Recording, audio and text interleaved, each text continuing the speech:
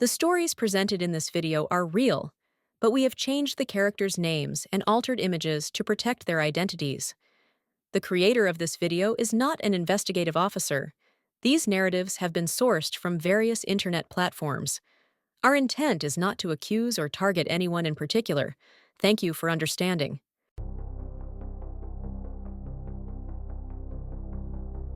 Welcome to True Crime Stories Hub. Today in this true crime story, we will discuss another marriage betrayal stories in which a wife betrayed her husband with a plumber. This shocking wife-cheating husband love story reveals the dark side of marital deceit and the tragic aftermath of a wife's betrayal. Charlotte, North Carolina, April 17, 2011. A startling discovery is made at a home in a peaceful suburban area. Thomas Clark, the husband of 38-year-old Marissa Clark, discovers her body in the restroom. There are evidence of a scuffle in the house, and her throat is cut. What starts out as a typical Sunday morning swiftly turns into a convoluted investigation that reveals a labyrinth of deceit, secrets, and treachery. For 15 years, Thomas Clark, a prosperous real estate agent, had been married to Marissa Clark, a loving homemaker. Together with their two kids, Jake, 10, and Emma, 14, they occupied a small but tidy suburban house. The Clarks seemed like the ideal family from the outside. But in private, Marissa was keeping a secret that would ultimately cause her untimely death. Marissa Clark's life started to shift between January and June 2010 in ways that even she did not fully comprehend. It all began quite casually. Marissa had been frustrated every time she used the sink because of a tiny leak that had developed in the kitchen faucet, just a dribble. Her husband, Thomas, didn't have time to fix it himself because he was constantly working in real estate. Thus, Marissa made the decision to contact a plumber. Around 10 a.m. on January 5, 2010, Ryan Hayes showed up to the Clark residence. Tall and tough, with hands that had seen years of hard work, he was a man in his early 40s. Even though Marissa had never met him before, she was immediately drawn to him. He was amiable but not overbearing, and he fixed the leak in a few minutes while working quietly and effectively. They engaged in casual chat while he worked, discussing the weather, the area, and Ryan's profession. Nothing unusual happened. In sharp contrast to the busy speed of her life at home, Marissa found herself pulled to his serene manner. After Ryan completed the task and departed, Marissa couldn't get rid of the sensation that something had shifted. In the days that followed, she gave him more thought than she should have, wondering what it was about him that had made such an impression. Everything continued as usual, but Marissa became aware that she was starting to eagerly await any justification for Ryan's return. In early February, when the bathroom sink started to clog, Marissa called him again without hesitation. Ryan arrived to the Clark residence about 9:30 a.m. on February 12, 2010. This time, and Marissa experienced the same unexplained attraction to him. Their talk became more in-depth while he worked. They discussed their lives, their aspirations, and the characteristics that shaped them. Ryan's gaze lingered on her longer than they had on his first visit, and Marissa found herself giggling more than she had in years. That day, Marissa had a surge of exhilaration she hadn't experienced in a long time after Ryan left. She couldn't help it, even though she knew it was bad. She and Thomas's marriage had become rote and predictable. Although he was a nice man and a decent father, there was no longer the same fire in their relationship. She questioned whether she was to blame, whether she had grown too at ease or complacent. She wasn't sure if she was strong enough to reject the new and exciting thing that Ryan represented. Over the course of the following few weeks, Ryan consumed Marissa's thoughts. She started coming up with reasons to meet him again, pointing out little problems around the house that didn't really call for a pro. Marissa called Ryan on March 2, 2010, to solve what she believed to be a problem with the shower's water pressure. The tension between them was evident when he arrived at 10:15 a.m. Both of them were aware of it, but they remained silent. Rather, they danced around it, discussing everything and nothing, both of them conscious of the feelings that were unsaid but were becoming more intense every day. By the end of March, Marissa was unable to suppress her emotions. She invited Ryan over on March 25, 2010, claiming to be investigating a leak beneath the kitchen sink. She was waiting for him at 9 in the morning, her heart thumping in her chest. They conversed for some time, but it was different this time. Neither of them could deny the connection. There was an electricity in the air. Marissa leaned in and kissed him without thinking. It seemed like a long time for them to kiss, and Marissa realized there was no going back at that point. The relationship between Marissa and Ryan rapidly worsened after that day. Always taking care to conceal their affair, they started meeting behind closed doors. During the day, when Thomas was at work and the kids were in school, Ryan would come over to the Clark residence. With her pulse pounding with excitement, Marissa would wait for him. They would spend hours together, their bond deepening with every encounter. In order to avoid being noticed, they also started meeting at motels located throughout the city. These gatherings, which were always carefully organized to allay suspicions, grew frequent. Making up reasons to leave the house, Marissa told Thomas she had to run errands or meet up with friends for lunch. Knowing that what she was doing could ruin her family, she became an expert at lying and hiding her traces. Marissa became increasingly involved in her affair with Ryan as the months went by. She couldn't bring herself to stop it, even though she knew it was risky and couldn't go on forever. She hadn't felt alive in years until she met Ryan, and she wasn't prepared to let it go. She was aware that the truth would eventually be revealed, but in the meantime, she was resolved to enjoy the moment and preserve the thrill Ryan had given her. For several months, the affair went unnoticed, but Marissa started to feel the effects of leading a second life. She grew estranged from Thomas, spent more time away from home, and was frequently preoccupied with Ryan while she was at home.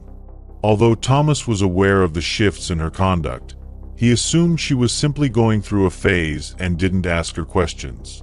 The once exciting relationship between Ryan Hayes and Marissa Clark started to take a negative turn by October 2010. It began quietly. Marissa received an anonymous note in her mailbox. It was a short but disturbing note. "Stop now or you'll pay." Marissa's heart was racing as she gazed at the note in shock. Claiming it was a prank, a nasty joke from a local youngster, or maybe someone who had seen her with Ryan and wanted to frighten her, she hastily crumpled it up and threw it in the trash. She couldn't let the terror take hold, couldn't let herself believe otherwise. However, the messages kept coming in, each one more menacing than the last, as the days stretched into weeks. 5 more notes had reached Marissa by the end of October. The language grew more combative. "We're watching, even when you believe you're safe. Your family will pay if you don't stop immediately. I am fully informed." She could not ignore these notes any longer. They were terrifying, and Marissa started to feel fear all the time. There seemed to be danger in every shadow and creak in the home. Her thoughts was racing with paranoia and fear as she began to glance over her shoulder.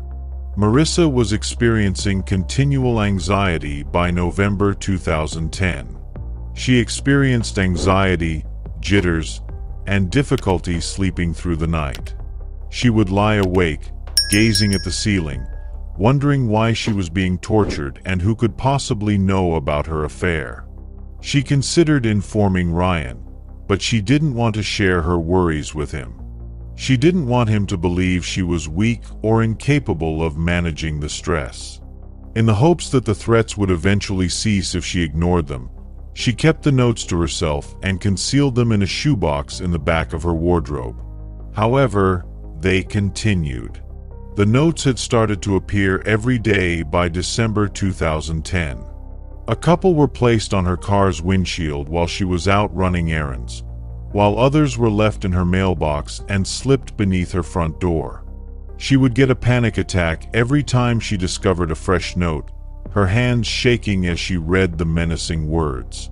Marissa felt trapped and unable to confide in anybody, despite the tremendous terror. She was too hesitant to go to the police because she was afraid that doing so would draw even more attention to her secret, and she was too nervous to inform Thomas because she knew that sharing the notes would mean disclosing her affair. By January 2011, Marissa's life was falling apart. The health started to suffer as a result of the stress caused by the threats and the shame she felt over the affair. Due to sleep deprivation, she lost weight, her skin turned pale, and black circles appeared beneath her eyes. She grew more distant from her family and frequently locked herself in the toilet to grieve, sobbing silently till her body trembled. Thomas saw that she had changed, but she consistently dismissed his worries, claiming that she was simply worn out or under stress from running the home. Thomas, however, was not persuaded. Thomas Clark's suspicions about his wife's actions had intensified by February 2011. When Marissa had claimed to be out with friends, he had observed mysterious charges on their credit card statements, hotel rooms, and restaurant meals. Her previously composed and steady manner had changed to one of instability, and Thomas could no longer deny the persistent sense that something was seriously amiss.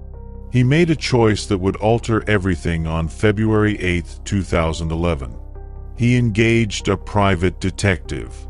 In under 2 weeks, the investigator had obtained all the information Thomas needed to validate his darkest suspicions. He was given pictures of Marissa and Ryan together, thorough accounts of their meetings in motels, and even phone and text message logs between the two by the investigator. Thomas parked a few blocks from his house on February 26, 2011, got into his car, and looked through the pictures. Every picture cut his heart like a dagger. Marissa, the lady he had been in love with for 15 years, was there, grinning, laughing, and kissing another guy. The anger that was growing inside Thomas was so great that he felt as though he may blow up. Thomas lost all self-control on March 12, 2011. He addressed Marissa after waiting until the kids had left the house. Approximately 10 a.m. when Thomas presented her with all of the evidence, including pictures and receipts. When Marissa understood what she was staring at, her face turned white. She initially attempted to deny it, stuttering and making up stories to justify the terrible facts. However, she could tell it was useless by the expression in Thomas's eyes. The facts were out. Marissa sobbed and begged Thomas to forgive her, saying she would stop the affair right now and would stop at nothing to keep their marriage together. However, Thomas was completely heartbroken. A mixture of treachery, rage, and intense hurt had replaced his love for Marissa with something icy and sinister. He insisted that she break off all contact with Ryan, avoid seeing him ever again, and concentrate on making up for the harm she had caused to their family. Marissa picked up the phone to contact Ryan 3 days later, on March 15, 2011. The time was 9:45 a.m. Her hands were shaking when she dialed his number. After the first ring, Ryan responded in a friendly, recognizable voice. However, Marissa was unable to answer right away. She assured him that it was finished, but her voice was hardly audible above a whisper. Ryan was taken aback. He attempted to reason with her, to persuade her that she should leave Thomas and begin a new life with him, that they could still be together. Marissa, however, was determined. She informed Ryan that she couldn't destroy her family and that she had to stay for the benefit of her kids. Ryan's voice changed from one of grief to one of rage. He started to speak louder, begging Marissa to change her mind, but she was no longer able to bear it. She was being crushed by the weight of everything she had done, the terror and the guilt. Her heart heaving at the thought of losing something she would never get back, she abruptly hung up the phone. Ryan Hayes' fixation with Marissa Clark reached a dangerous level on March 20, 2011, and he started to fall apart. Ryan began to follow her, observing her every action since he couldn't believe she had called it quits on their affair. It started out innocently enough. He would park a block away, drive past her house at strange hours, and observe her going about her everyday business. However, as the days passed, his actions grew increasingly unsettling.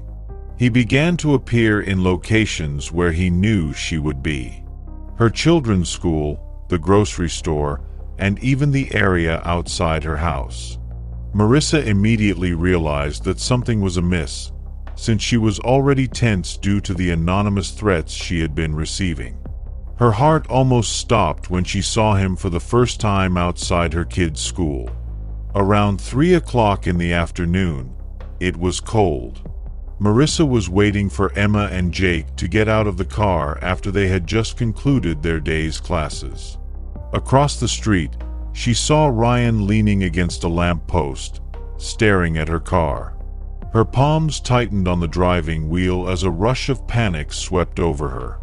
Fear prevented her from confronting him and asking him why he was there. Rather, she sat motionless, her thoughts whirling.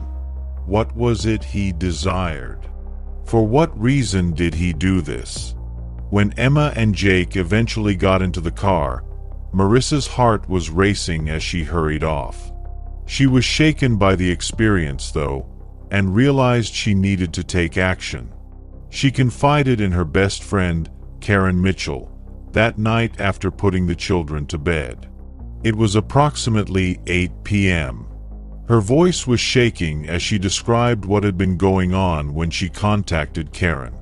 Karen listened carefully, becoming more worried with each word Marissa said. Karen wanted you to tell Thomas. He must be aware of the situation. Marissa, however, was too afraid. She was terrified of what would happen if she disclosed her affair and exposed Ryan's compulsive actions. She informed Karen that she was not yet ready to tell Thomas. Karen wasn't persuaded that she should do it alone. She was quite concerned because she could hear the dread and desperation in Marissa's voice. Ryan's actions became increasingly more unpredictable as April drew nearer. Marissa got another anonymous note on April 15, 2011. The message was more dangerous than ever this time. You believe it's finished? Rethink your thought. I'll see you shortly. As Marissa read the words, her blood froze. In her heart, she knew that Ryan was the sender of the note. She was frightened by the idea of his prowling around her house and leaving these messages. She began to continuously glance over her shoulder. Her nerves were so frazzled that they broke. She felt like she was being watched everywhere she went. She grew paranoid as a result of the fear and avoided being by herself at all costs. On April 16, 2011, the day before the murder, Marissa tried one final time to talk sense into Ryan's head. In an attempt to finally stop his unrelenting pursuit, she consented to meet him at a remote park. At about 2 p.m. The park was strangely silent when they first met, but for the sound of the wind rustling the trees. Ryan's dark, determined face as he approached made Marissa's heart accelerate. To leave her and her family alone, she begged him to let her go. She informed him that she needed to concentrate on her husband and kids and that their romance was a mistake. Ryan, however, would not listen. He couldn't bear the thought of losing her since his obsession had taken over. He insisted that she leave Thomas and be with him, and his voice became louder and more forceful. Ryan's painfully strong grasp on Marissa's arm abruptly escalated the conversation into violence. He warned her that he would not permit her to simply leave. Terrified, Marissa escaped his hold and sprinted to her vehicle. With her hands shaking and her mind racing with panic, she drove as quickly as she could. She was still rattled by the experience when she arrived home at about 4 p.m. She was aware that she could no longer keep this a secret and that she needed to inform Thomas. However, the talk was interrupted before she could tell him what had transpired because they could hear the kids returning home. They decided to talk more about it in the morning, but it would be too late by then. The events that would culminate in Marissa's untimely death transpired with terrifying accuracy the next day, April 17, 2011. It was approximately 6:45 a.m. when Thomas left for a meeting early in the morning. Marissa stayed behind to make the kids breakfast. The sun was just starting to rise in the still morning, and the house was softly lit. In her hurry to prepare breakfast, Marissa left the back door unlocked and let the dog out. She was unaware that this small deed would determine her doom. Ryan Hayes, who had been keeping an eye on the house since the wee hours of the morning, finally made his move at 7:15 a.m. His heart thumping with a mixture of rage and despair, he crept through the unlocked rear door of the house. Marissa was in the kitchen making breakfast with her back to him. He became furious at the sight of her, so near yet so far away. Marissa fought, attempting to pull away as he took her by the arm and demanded that she go with him. The altercation swiftly got out of hand, and Ryan reached for a kitchen knife from the counter in a fit of unrestrained wrath. He cut Marissa's throat without thinking, the blade piercing deep. As she took her last breath, Marissa fell to the ground, blood accumulating around her. Over her, Ryan stood with his hands shaking from the awareness of what he had done and his mind racing. He tried to tidy up the mess in a panic, but he was stopped short by the sound of footsteps coming down the stairs. Emma was up. Ryan left the misery he had caused behind and ran out of the house. Emma discovered her mother's dead around 7:45 a.m. The 14-year-old couldn't even process the sight. She dialed 911 and shouted, her voice resonating throughout the house. The residence swiftly turned into a crime scene as the cops came in a matter of minutes. The inquiry got underway right away. While carefully gathering evidence, the cops guarded the crime site. They discovered smashed plates, overturned chairs, blood all over the place, and evidence of a battle in the kitchen. Ryan's fingerprints and DNA traces were found on the knife that was used in the murder. Additionally, a number of texts and conversations from Ryan in the days preceding Marissa's murder were discovered on her phone. It was obvious that Ryan was to blame. Detectives spoke with Thomas and the kids on April 18, 2011. Still in astonishment, Thomas gave the police all the information they required regarding Ryan's previous actions and Marissa's affair. He said that Marissa had been living in fear for weeks when he handed over the threatening notes. The police quickly issued an arrest warrant for Ryan Hayes. Ryan was discovered hiding out at a motel just outside the city on April 20, 2011, 2 days later. When the cops showed up, he did not resist. He had been on the run since the murder. They hauled him in for interrogation after making an incident-free arrest. Ryan first denied having anything to do with Marissa's death during the interrogation, but the evidence was too compelling. Ryan finally admitted that he had acted out of passion and that he had no intention of killing her, despite the overwhelming evidence against him. Ryan Hayes was officially charged with first-degree murder on April 25, 2011. The evidence against him was unquestionable. The threatening notes, the DNA evidence, and his confession all suggested a planned crime driven by obsession. It started on June 10, 2011. There were many people in the courtroom who wanted justice to be done. The prosecution made a strong case, emphasizing both the cold-blooded, premeditated nature of the murder and Ryan's compulsive conduct. As he described what happened before Marissa died, Thomas testified in a steady voice. Karen Mitchell also testified, offering important information regarding Ryan's increasing threats and Marissa's anxiety. After just a few hours of deliberation, the jury returned with a verdict.